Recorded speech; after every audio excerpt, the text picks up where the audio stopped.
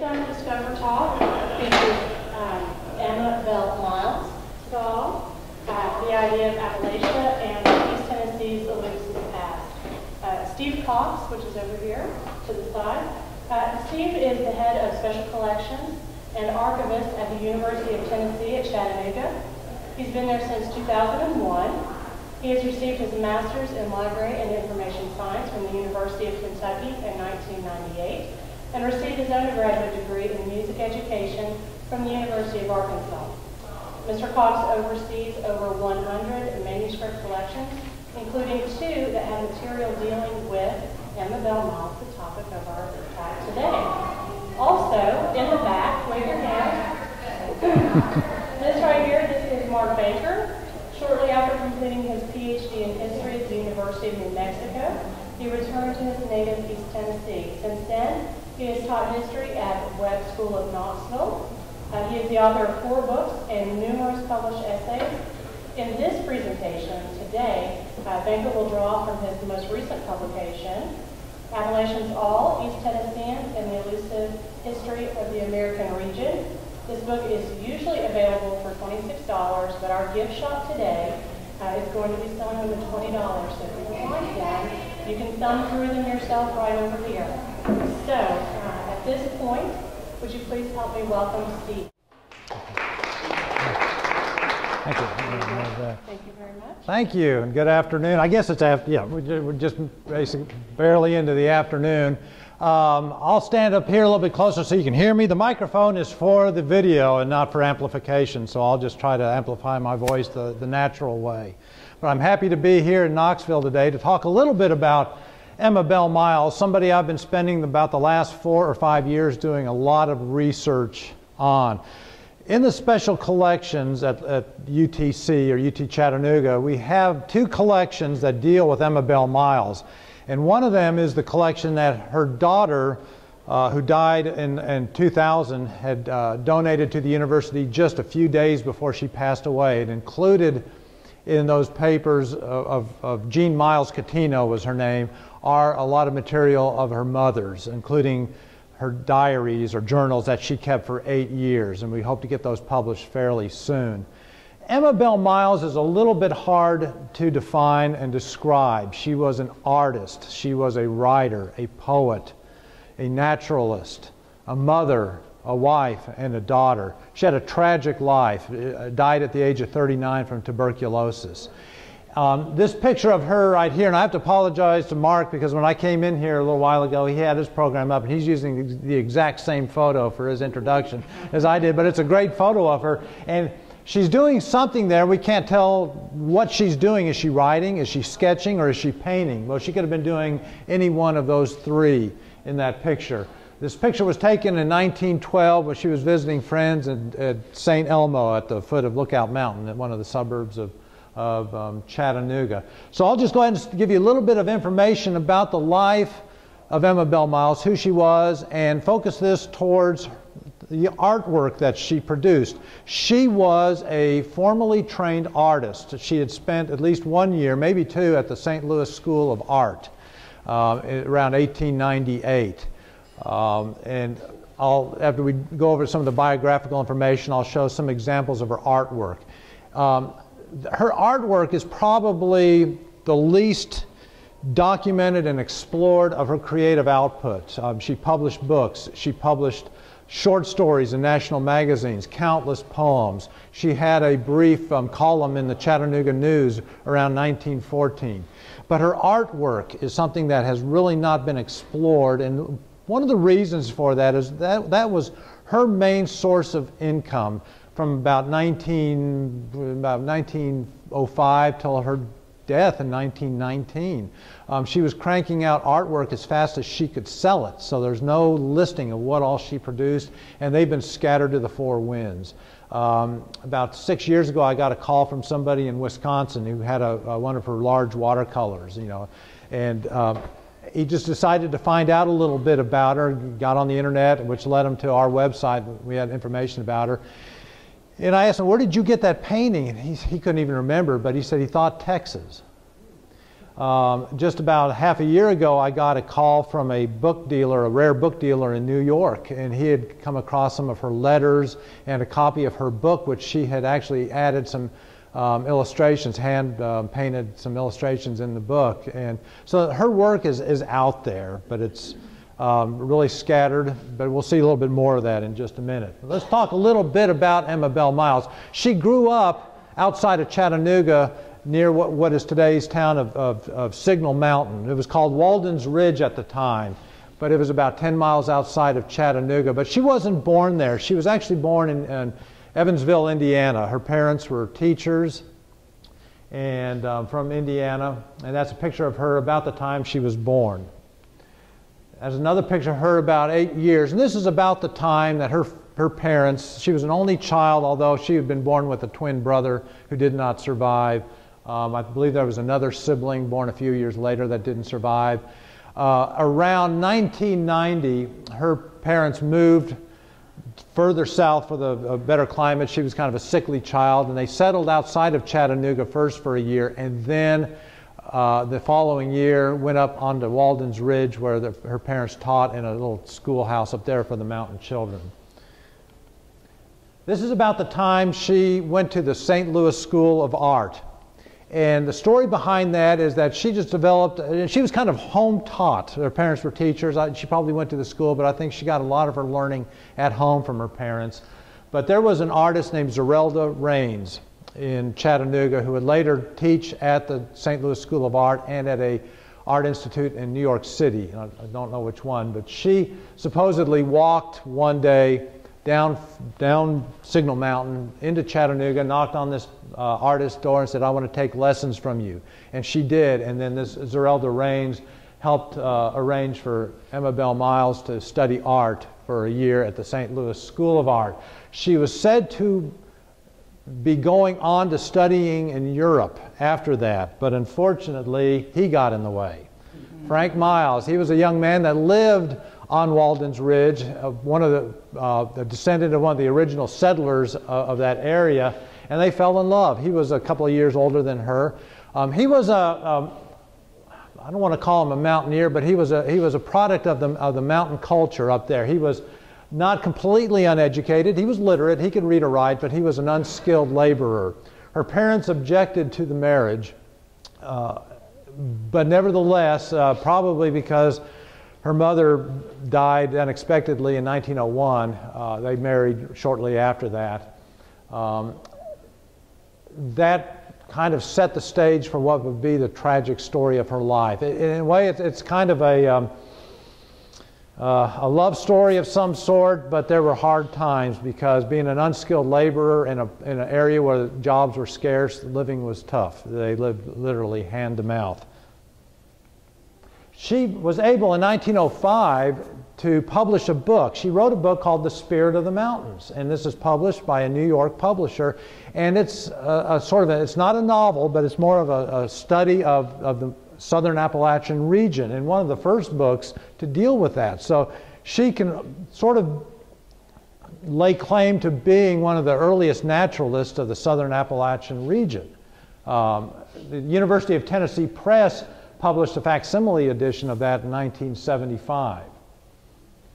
It wasn't very well read at the time. I believe only 500 copies of that were printed, but there are some out there, the original first editions. And when I said this a few minutes ago about a book dealer calling me from New York State saying he had a copy of that, the copy he had was one of the few that she'd actually, on commission, had drawn little images for whoever owned it in the margins and things like that, or watercolor, painted watercolors in them. She illustrated the book herself, and this is a watercolor she did of the typical mountaineer of that region. But if you look back at her husband there, it's pretty obvious, and if you see other pictures of him, that he was the model for this image of the typical mountaineer for The Spirit of the Mountains. And that is, again, her artwork there. One way she made money to help support the family, and before they knew it, they had 5 children, is selling her artwork. And she sold large paintings, and she also sold just small postcard hand-painted postcards, and this was more of a bookmark type thing. This is really tiny. This is about a bookmark sized watercolor that she did of Lookout Mountain. She signed most of her artwork E.B. Miles, as she also did her book there. Was it E.B. because she didn't want her female name there? I'm not sure. It makes you wonder. I would imagine so, because it's 1905 when authors did that a lot of the time.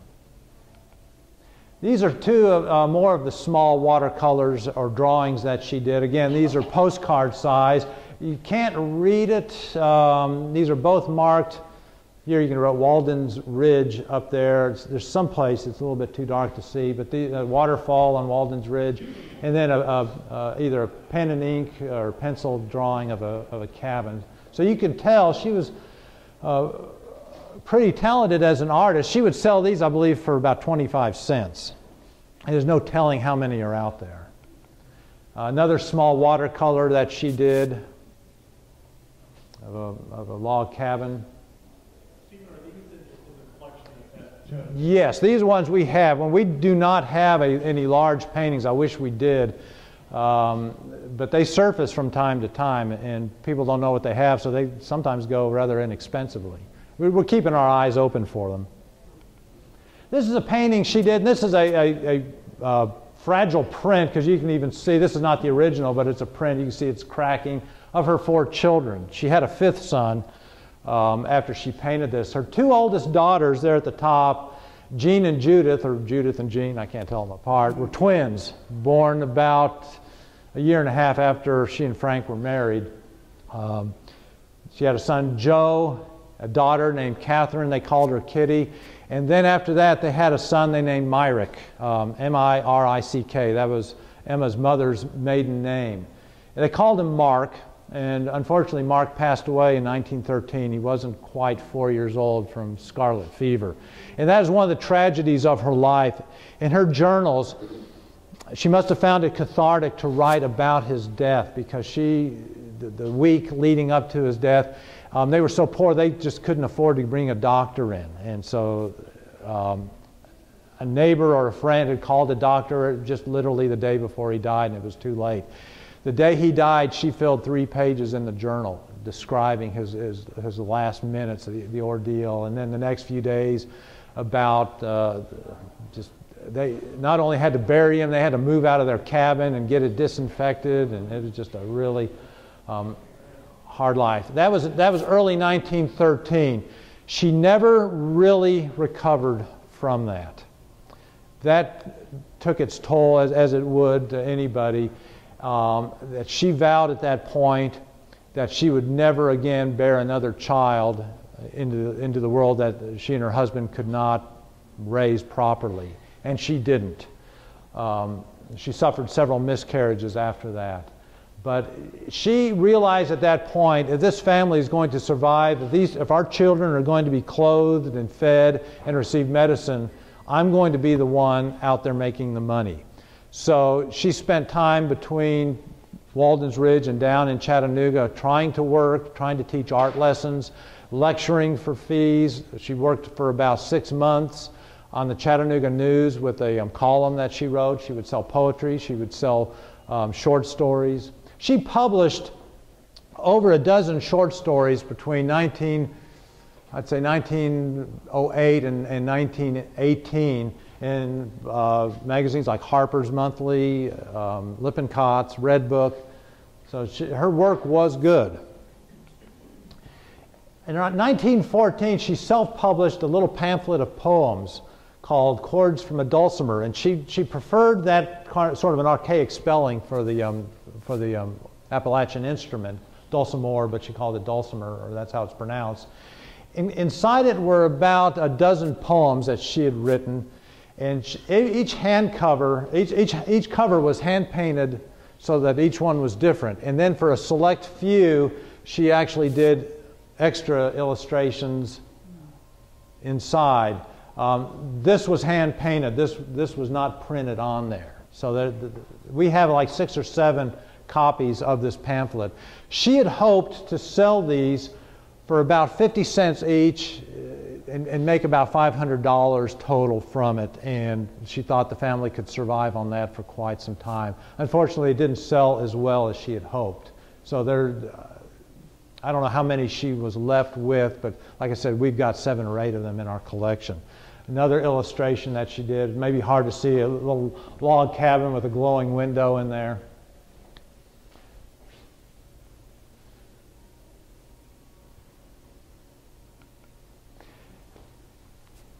This is one of her large watercolors, and I apologize, it's not a very good photograph. And for some reason, all the photographs we have of her full-size paintings have not turned out well, or somebody else took them and did it at an angle not to get a flash off the glass on the front. But if you've ever done any hiking up around Chattanooga, and especially up on Signal Mountain, you might recognize this as a place called Signal Point, which is at the southern tip of Signal Mountain, looking down on the Tennessee River, and Moccasin Bend probably there, and the town of Chattanooga would be back there.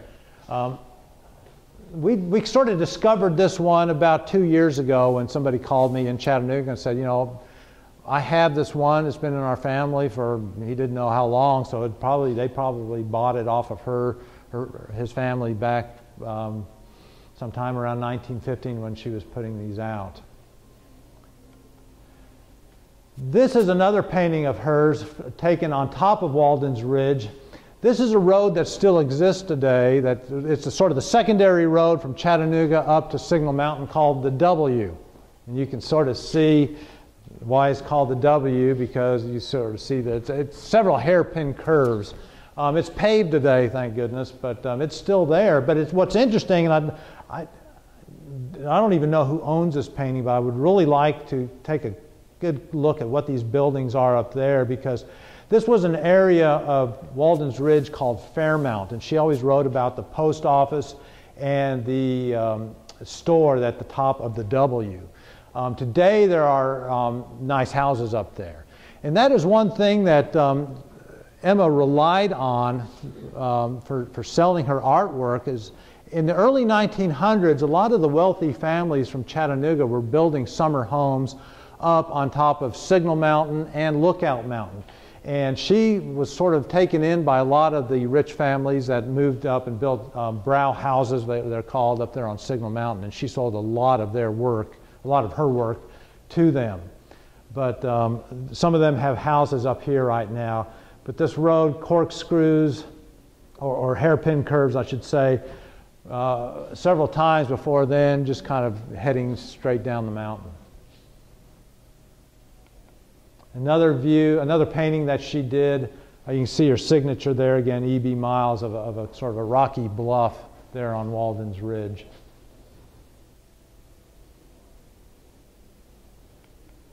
This is a floral painting that she did, a watercolor. She actually dated this one April 27th, 1911, I think it might say, 1912, and that's not... again, this was a photograph somebody had sent me. I enlarged it as much as I could, but any more than that, it gets a little blurry. I guess the resolution on that photograph wasn't very high, but some jonquils or daffodils there.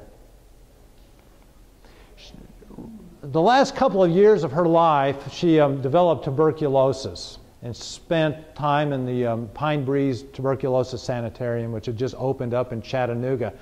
But while she was there, she was working on a book of Tennessee birds called Our Southern Birds. And she had found, or had been approached by a publisher in Chicago to write the book and to illustrate it. So these illustrations are ones that she did for this book, which was published about a month before she died in 1919. So I just wanted to show you some of the birds that she illustrated: the white-throated sparrow, the goldfinch.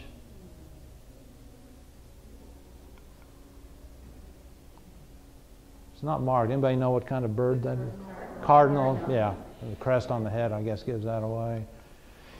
She died March 19th, 1919. Like I said earlier, it was a hard life that she had.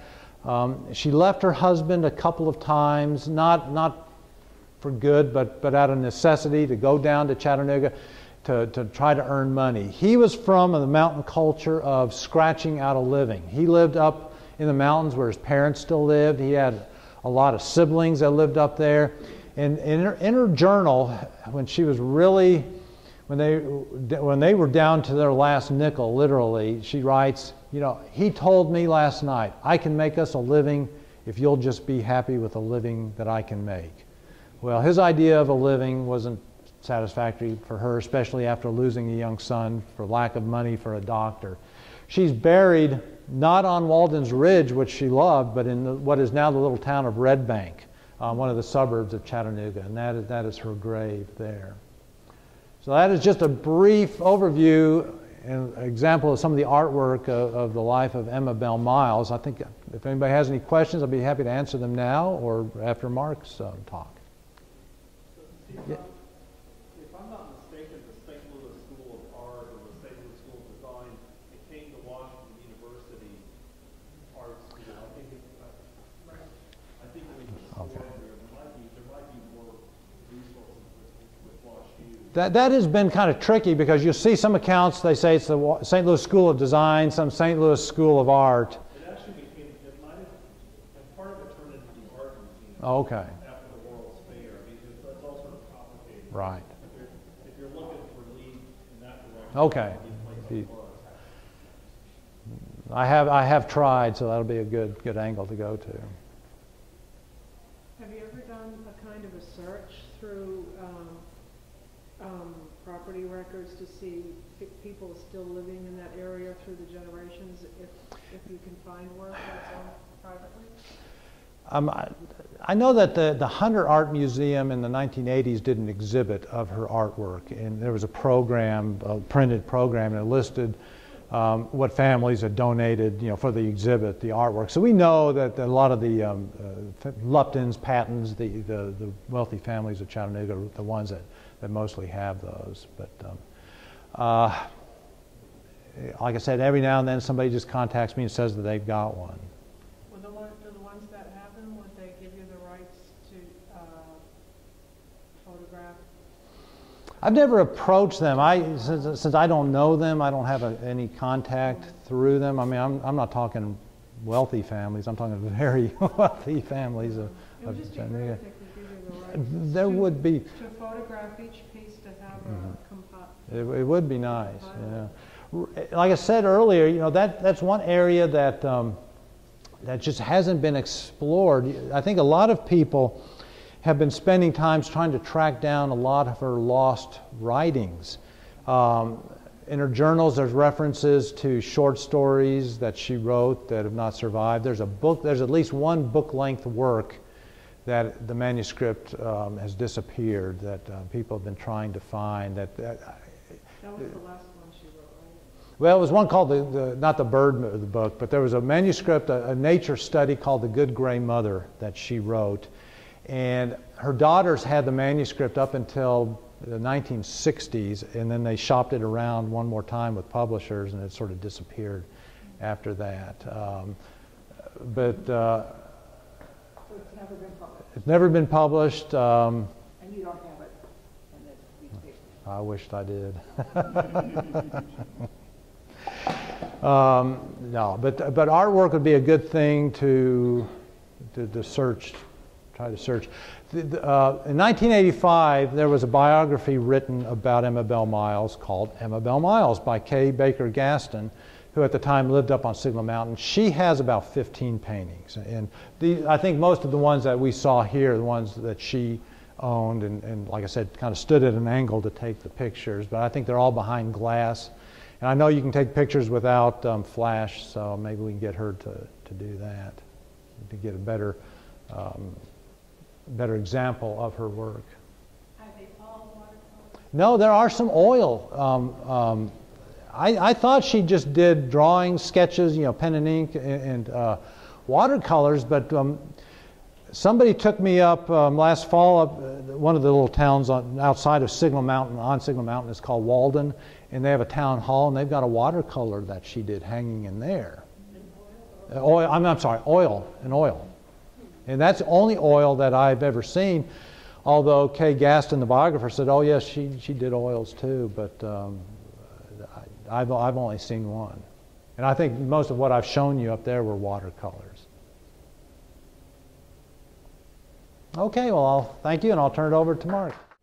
Emma Bell Miles, The Idea of Appalachia and East Tennessee's Elusive Past. I'm going to let Steve's background pretty much cover her life until I get later in my talk. And I'm going to move right in, and I want to talk about the idea of Appalachia. And all I have to do is ask anyone, anytime, to close your eyes and think about Appalachia. And we all have grown up watching Beverly Hillbillies and Hee Haw, and grown up in a culture that has given us very, very distinctive graphic images of the place where we all live. Because guys, you look at any map of Appalachia, and Knoxville's right in the middle of it. And that's a contention of my book here, is that Knoxville is an Appalachian city. But we have, this is a cartoon that my grandfather, who lived in Bristol, worked for a company that had advertising. And that's my kind of first image of Appalachia, was looking through his collection. And this is an artist named Paul Webb, who created the Mountain Boys. He'd never been in Appalachia, but he knew what it looked like. And so lots of images of feuding, moonshining, incestuous, not very clean, hygienic people. We grew up watching Beverly Hillbillies with Jethro and Grandpa or Jed or whatever. Most of us remember Lyndon Johnson. That's not too far from where we sit, declaring war on poverty. This is the Knoxville World's Fair and the folk life exhibit. Now, but that's only one Appalachia. I believe our images of Appalachia are bipolar. You know, we have all the negatives, primitive, backward, savage, incestuous, and all that kind of stuff. But then we have our noble pioneer. This is obviously Daniel Boone going through Cumberland Gap, a Thomas Hart Benton painting.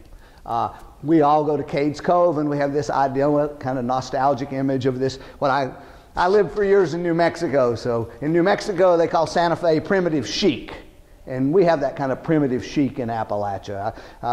I hope I don't offend anyone, but I call it the quilt and dulcimer crowd, you know, that kind of thing. And then obviously the land itself, which is stunningly beautiful. Now, these images are very different from each other, but for my purposes, they actually have a lot in common. Number one, they imply this place where we live is uniform. Everybody's either like the first bunch or the second bunch. They can't be both. Our images of Appalachia are static, meaning frozen in time, mostly 19th century, kind of a Rip Van Winkle kind of thing. They are isolated by nature, geography, but also isolated in time. That's what static implies. Clearly, these people are aberrant. They're not like the rest of us.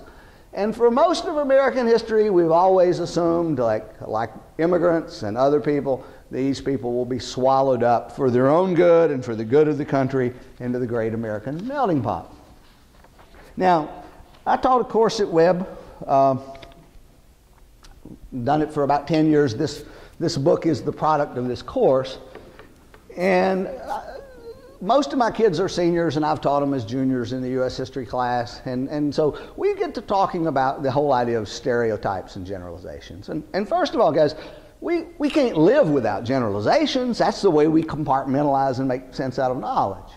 But I tell the kids some generalizations are more helpful than others, and I would argue that either the positive or the negative images of Appalachia are what I call flawed generalizations. First of all, like all credible assumptions, they're based on some seed of truth. Otherwise, we wouldn't buy into it. But I kind of think of old Paul Harvey, the radio guy. There's the rest of the story that gets left out. Either just that we leave it out, or we tell other things to add to the story that distort that seed of truth. And to me, flawed generalizations, and Appalachians are only one of many groups, ethnic, gender, etc., that are the subject of this. The consequences can be and often have been very harmful. Now, in the last 30 years or so, a field called Appalachian Studies has come along. It came out of the ferment of the 1960s and 70s. I was in college at that time. Some of you all remember everything from the counterculture to the Vietnam War to the Civil Rights Movement, and we're still living the consequences. I read the other day in a column about Rick Santorum, if you like the 60s, you're a liberal. If you didn't like the 60s, which the 60s are really about 65 to 75 for me as a historian, then you're a conservative. Well, Appalachian studies, following the lead of women's studies, black history, and in the popular form, the kind of stuff Alex Haley did such a wonderful job with, came along. This is a massive tome. It's about 2,000 pages, published by UT Press. It's an encyclopedia of Appalachia. And if you could read this entire book, you would find that, first of all, and I'll talk particularly about this, that Appalachia is an idea in our heads, but it's also an actual geographical place, and the two influence each other. But Appalachia is not uniform and homogeneous. It's a very diverse place with a city like Knoxville or Chattanooga, and very rural areas like Cocke County or Claiborne County. It is a place of great mountains, but we're in Appalachia and we're in a valley. It is a place with timber and coal and an industrial city, which is what Knoxville at least once was. Rather than static, guys, no human culture is ever static. If a culture is static, it dies. It's dynamic. Now, we may change more slowly than New York City does, but we don't not change. But like most people, we change selectively. And the we is not me or you, but the very diverse people. And the more selective we acculturate, the more diverse we become. I coined the phrase kaleidoscopic consequences to capture what I'm thinking about here. Appalachia has never been totally isolated, perhaps relatively, but you go over here on Kingston Pike in front of the Unitarian Church, and Charlie Faulkner from UT did a dig there about 20 years ago. Some of you probably know Charlie, and he found pottery from China in the 1790s. You know, we've never been totally isolated, and certainly the last 150 years, Appalachian coal is a key to the industrialization of the United States. Appalachian coal helped to make this city. The wood in these houses in this neighborhood or over in 4th and Guild, you know, came from the Smokies. Well, lots of other Smokies timbers in Philadelphia and Atlanta and Charleston and places like that. We're far more resilient than people have imagined. And the word I use, and it's a key word in the title of my book, we're pretty elusive, and we're particularly elusive to ourselves. We're neither isolated nor pure. Now, on this idea of Appalachia, that was one of the first subjects that scholars began to address. Where did the idea come from? A little boring scholarship for you, but in 1979, a guy at the University of Cincinnati, intellectual historian named Henry Shapiro, wrote a book called Appalachia on Our Minds. And it's not at all about the place of Appalachia.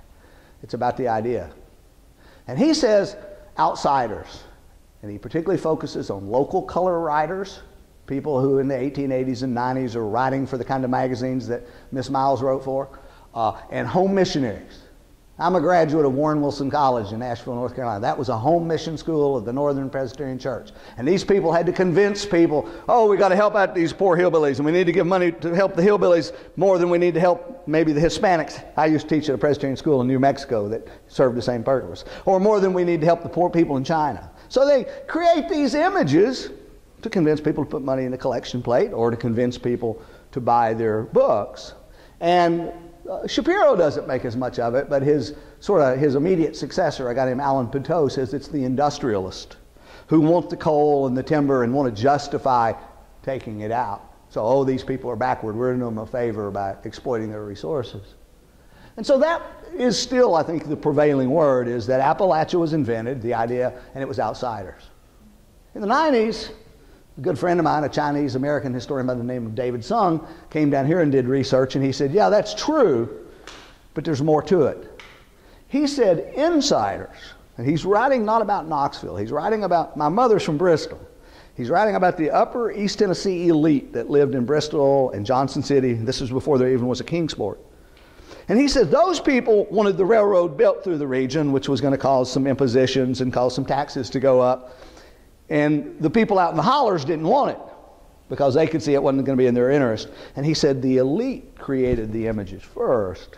And when the missionaries and the other outsiders came down, they borrowed that view.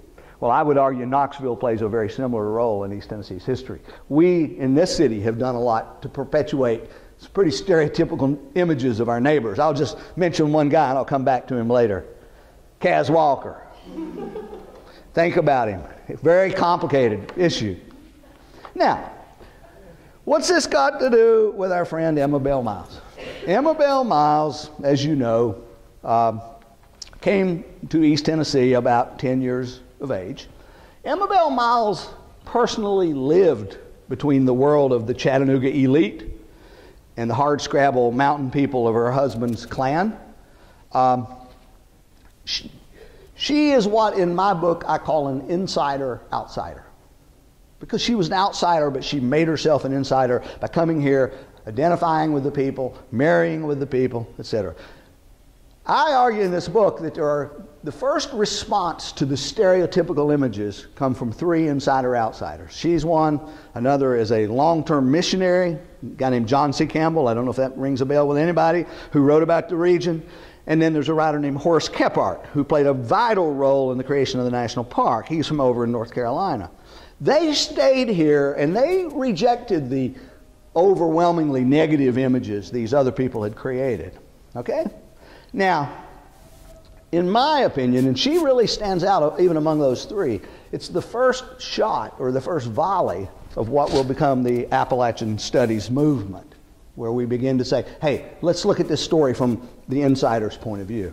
It just happens that in 1900, we still had not educated a generation of local native people. And so these insider-outsiders take that role. She tried to create a very different image of the region. She largely failed. Now, I would argue Emma Bell Miles shares a lot in common with you all here today. And in fact, most Knoxvillians today. What I mean by that, she lived in a region, and in my opinion, you live in Appalachia. I define Appalachia by geography. She lived in a region that defined her in a way that denied and defied her own experiences and her own sense of identity. She knew those bipolar images weren't true for her. She represents a group, and I used a term in my book, in fact, intentionally to be provocative, and I studied 6 months to come up with an alternative. I call people like Emma Bell Miles, my family's been in East Tennessee on both sides since the 1780s.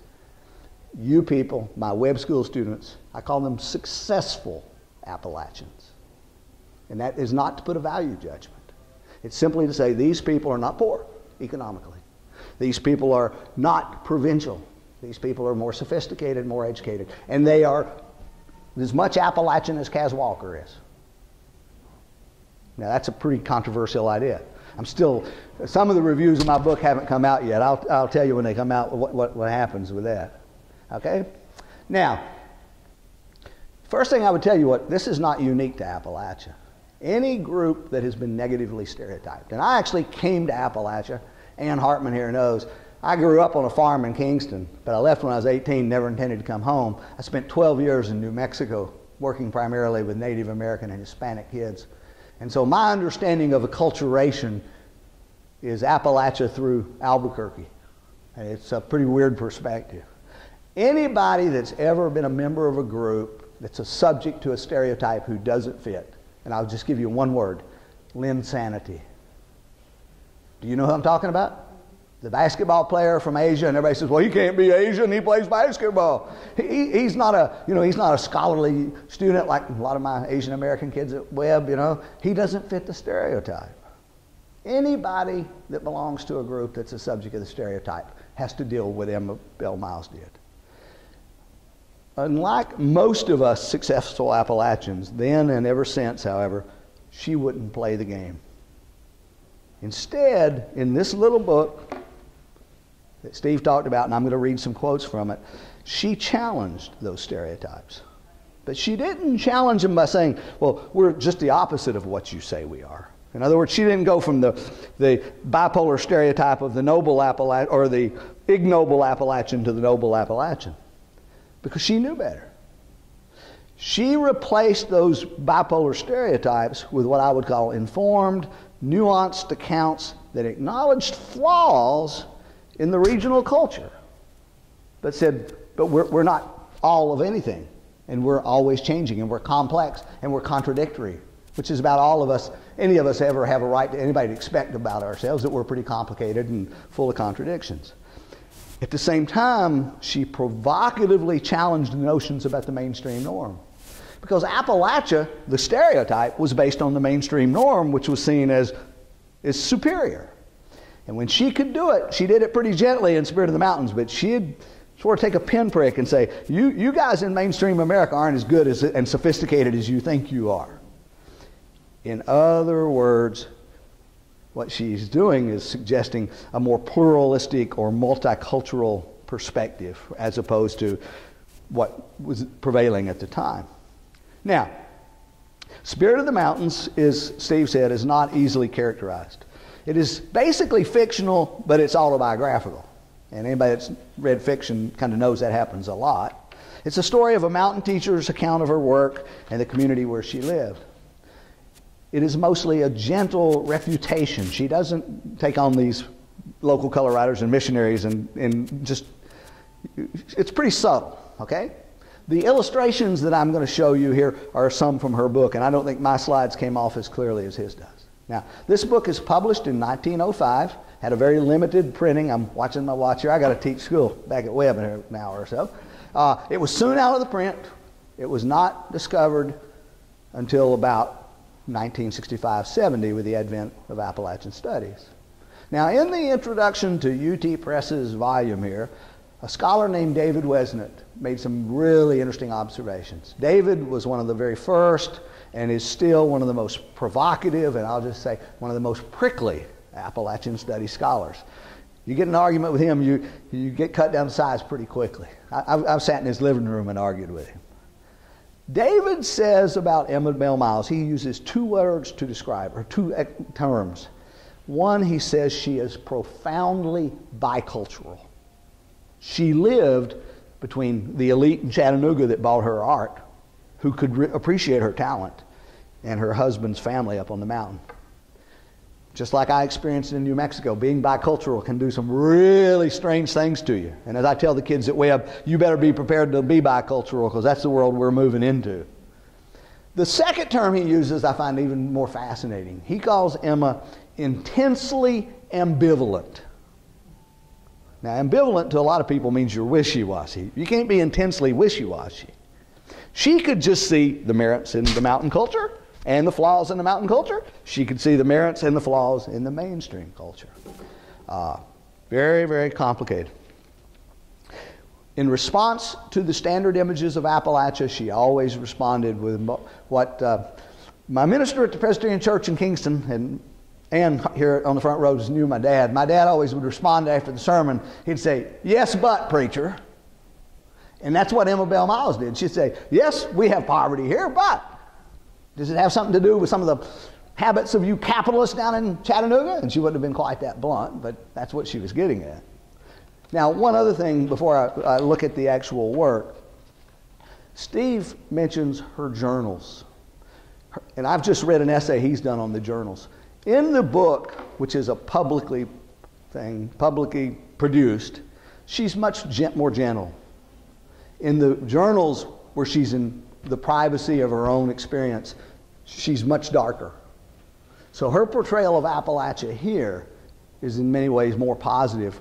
When she talks about how the mountain people dislike her because she's trying to make a living and upstaging her husband, she's much darker in her portrayal of Appalachia. Now, the most prevailing stereotype about Appalachia, I should have gone to this slide, now we'll go to the next one, is that Appalachia is isolated. Still a very powerful idea. My kids, every year when I begin my class, that's one of the adjectives we always find. Here are some sketches from her book. One is Kings Creek, which is the school she taught at, I believe was on the creek, wasn't it, Stephen? Kings Creek School, was that the name of her school? Well, she was never a teacher. That was not a biographical. Okay. Okay, but the school that she writes about is on Kings Creek, right? And these overhanging bluffs up on the side of the mountain, of Signal Mountain, would indicate that it's isolated. In the spirit of the mountain, she occasionally would confirm the stereotype that the region is isolated, but then she'll throw in a zinger.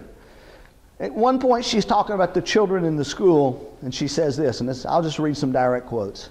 Even the youngest here understands enough about taxes and pensions and voting well enough to feel that government is to be revered above all human things. Which sounds pretty strange in 2012 America, but obviously we're not totally isolated.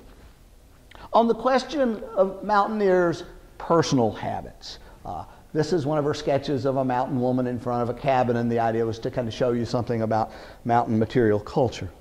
Many of the writers, the missionaries, and the local color people talked about lack of cleanliness, lack of hygiene. She comments on that, and she says, of course, many habits of cabin life would seem uncleanly to dwellers in a better civilization. And she explains this. Primitive life is necessarily dirty, if for no other reason than it is lived close to the ground. On irregular bathing, which was a very frequent comment by missionaries and local color writers, she says, well, you know, the women and the men here have to engage in endless toil. They just don't have time to take baths. But then she says very soon thereafter, the wonder is that they do occasionally take a good bath. And the cooking here, she reiterates, is frequently quite good, because a lot of the outsiders talked about these backward people eating kind of primitive foods. And then she goes on and she says, yet though we violate every rule of hygiene, we are a strong people, sound of wind and limb, making light of hardship and labor. And she goes on to say, whatever problems we have, civilization is not likely to remedy this. And she criticizes, and if you know anything about the medicines that were being distributed in the United States of America before before Teddy Roosevelt created the FDA, she's onto something here, because what we're passing as medicines were snake oil. Now, on mountain social patterns, popular view again is the people are backward and ignorant, superstitious, and violent. She talks a lot about this woman, Aunt Genevieve Rogers. And she probably is at her most articulate talking about women in Appalachia, because she's living out her own experience. She acclaims women like this as mountain matriarchs. She praises their broad experience, their vast knowledge. She says, quote unquote, they are the nurses, the teachers of practical arts, the priestesses, and their wisdom commands the respect of all. She's particularly impressed about how the elderly women keep the young men in line, and the young men won't argue with the mountain matriarch. Now, Emma Bell Miles is particularly adept at talking about male-female relations. This is, as Steve told you, her husband, Frank. The journals more clearly reveal that this is an issue that's very difficult for her, particularly after she's had a bunch of children and all. And she's being imposed upon, oh, you can't go out and make money because I'm the man and I wear the breeches in the family. She says, and this is when she was younger and more optimistic, I have seen hundreds of mountain men and women robbed of life's sweet gifts by the continual failure of well-meant efforts to bridge the gulf fixed by mountaineers between women and men. She goes on to say, at the age of 20, the mountain woman is old in all that makes a woman old. Hard work, birthing babies, burdens of tradition. Most poignantly, thinking about her relationship with Frank, she says, there is a rift between the sexes at babyhood that widens with the passing of the years, a rift that is never closed by the interdependence of a poor man's partnership with his wife. A woman's position, she says, means sacrifice, sacrifice, and ever sacrifice for her man first and then for her sons. Now, another popular topic is religion, and particularly the missionaries portrayed the mountain Baptist and holiness ministers in very negative terms. I don't think Emma was particularly religious herself. Steve, you may know more about that. But she's very ambivalent about this. About religion, she says, in some respects, the scriptures influence the mountaineers' everyday behavior to a painful degree. On other matters of some importance, the Bible's canons do not seem to bear any influence at all. She points out, for example, that a man sometimes is shocked at hearing swearing or Sabbath breaking, but that same man would, she says, have little qualm of killing someone who robbed or insulted his kin. On mountaineers in Scripture, she says, there's no telling what conclusion one of our mountain people may draw from a given portion of Scripture. His religion is really the outgrowth of his own nature and environment rather than of the written word, although he would indignantly deny that is the case. He believes that he read the Bible and conducts himself according to its tenets to the best of his abilities. But most of the time, he's just reading himself into the Scripture. But then she says, this many people of far superior intelligence who read Scripture do the same thing. She's talking about those folks down at First Presbyterian in Chattanooga, I believe. Now, mountain violence, a topic that's often highlighted in the local color literature, Hatfields, McCoys, and feuding, her ambivalence is really apparent. She starts out by saying, and we know this is true, her quote is that more killings do not occur in the mountains in proportion to the numbers of inhabitants than elsewhere is beyond dispute. There were far fewer homicides in rural Appalachia even than there were in Knoxville, but certainly less than New York City or San Francisco at that time. But later she goes on and shows there's some seed of truth to these images. She says there's certainly a class of mountain people, dirty, degenerate, incredibly ignorant and unintelligent, very little superior to savage. This class exists, but I have lived in many different locations in Kentucky, Tennessee mountains, and I've never seen it myself. She goes on and comes to acknowledge, she says, feuds are the price we pay for the simplicity and beauty of mountain life, for its hospitality, for its true and far-reaching family ties, the price of the tribal bond. And we know something about that. We know that most murders occur with someone that you know. They're family type issues. And so she's on to something here. Okay? Now, two other examples, and I'll wrap this thing up. On music, she says nearly all mountaineers are singers. And she says of mountain music, it is crude with the tang of the Indian wilderness, strong with the strength of the mountains, yet in a way mellowed with the flavor of Chaucer's time. Surely this is a folk song of high order. Thinking ahead to bluegrass, which is about 40 years down the road, she says, may it not one day give birth to a music that shall take a high place among the world's schools of expression. On what she calls mountain literature, language and English, she says, this dialect is of course sprinkled thickly with corruption, but it is unexcelled in its clearness, its spirit, and strength. Inasmuch as mountain English contains the American spirit, humorous and honest, this literature of a humble folk may contribute toward the formation of a national literature which the American people are seeking. Now, she's particularly concerned about the coming of modernity, coal mining, timbering, the coming of Chattanooga, the mountain people, beginnings of tourism. She says, my people everywhere on the borders of the mountain country are being laid hold of and swept away by the oncoming tide of civilization. It drowns as much as it uplifts. It's not all good. She talks about a host of evils that follow modernity, the loss of old-time pursuits of farming, making implements by hand, traditional hog killings, quilts, and things of that nature. She says she laments the disappearance of what she calls the fine old manners, the old music, the homespuns. She talks about contact with the city people. And she talks about how her people had no tradition of a servant class, and now they're made, because they work as maids and all, they're made to feel inferior. Our old dignity has slipped away, she says. She says the city people say, oh, we've brought you roads and churches and all that wonderful stuff. And she says the city people say, haven't we served you in many ways? And she says what they're really saying, haven't we paid you enough? And her response is the semblance of prosperity that comes with modernity is only an illusion. She goes on and she says, let it be made clear there is no question of elevating the masses in the ordinary sense of the word. that a task awaits the world everywhere. In the mountains, the need is for development not foreign to our natures, cultivation of talents already in bloom. Let us be given work that will make us better mountaineers instead of turning us into poor imitation city people. Think Kaz Walker.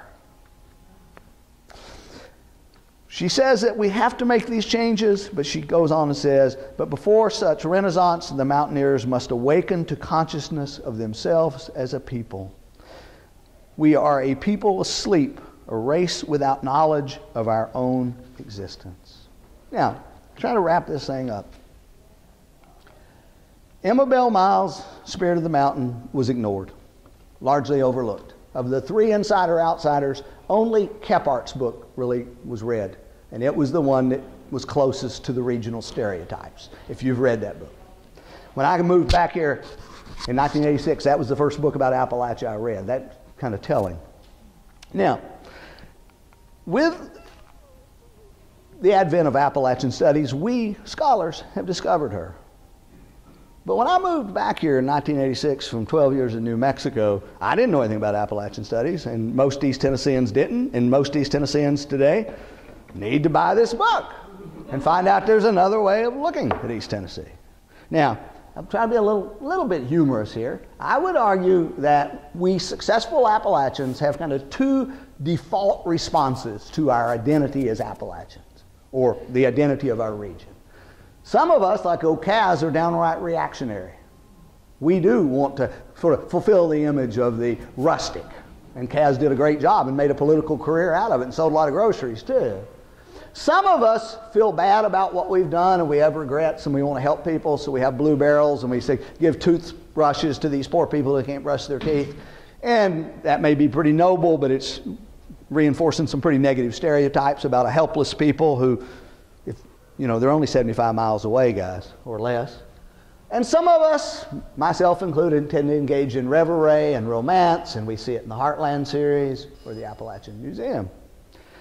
But I'm most guilty of this one. This is a picture I made as I came back here from New Mexico to visit my parents in 1986. Most people in my family had said, we aren't Appalachian, because we didn't fit the stereotypes. Therefore, we removed ourselves. And to convince the suspicious outsider that we weren't, we piled on and we said, you want to see a real redneck? Go down to Midway or go down to Cott County or somewhere else. Guys, when I get into making money rather than giving talks to people, I'm going to write a country music song and call it Everybody's Somebody's Redneck. Now, what do these two things have in common? Both the people engaging in the 3 R's and people like most of my forebears accept the stereotypes. It's easier, it's lazier to accept the stereotypes than to say, guess what? Yeah, we do have Kaz Walker, but we also have PhDs in history. Yes, we do have poverty, but the poverty may not be just because these people are lazy. Maybe it has something to do with geography, but maybe it has something to do with an economy that drained the coal money out of Campbell County, brought it to Knoxville, gave us a nicer existence, and this sent the rest of the coal to New York City and Philadelphia. And the same thing about the timber that came out of the Smokies. Guys, I'm in the position that we ought to abandon ridicule. We ought to abandon revelry and romance. Rather than putting money in a collection plate, let's go see these people and get to know them personally and find out that they're, like we are, pretty complicated folks. And we can rediscover and we can reconnect and we can reimagine. And East Tennessee could be a better place. I'll be glad to entertain questions. Yes, ma'am. You were reading about, words from different places? No, they're all from this book. Are they? Every single one of them. Yeah. And the thing is, you know, a lot of us today don't think of Appalachia this way. To think that she thought that way 100 years ago. I just wanted to point out, you know, her book, Spirit of the Mountains, was pretty much overlooked and forgotten, but Kephart and Campbell did both Yep. from it. Yep. Yep. I think of those 3 books. Campbell, I noticed a couple of you reacting. Those of us in Appalachian Studies consider it the best book written on Appalachia before the advent of Appalachian Studies. He's a sociologist. He's a missionary. But he's what I call a missionary long-termer, as opposed to the missionary who came in and said, well, I'm going to impose on you everything that I've got. He sort of had the experience of, well, I can learn something from you. And so, but if you ever try to read it, it's understandable why it wasn't a bestseller, because it's like a sociology textbook. Kephart sold because he told the stories about bear hunting and moonshining, and he used the heavily accentuated dialect.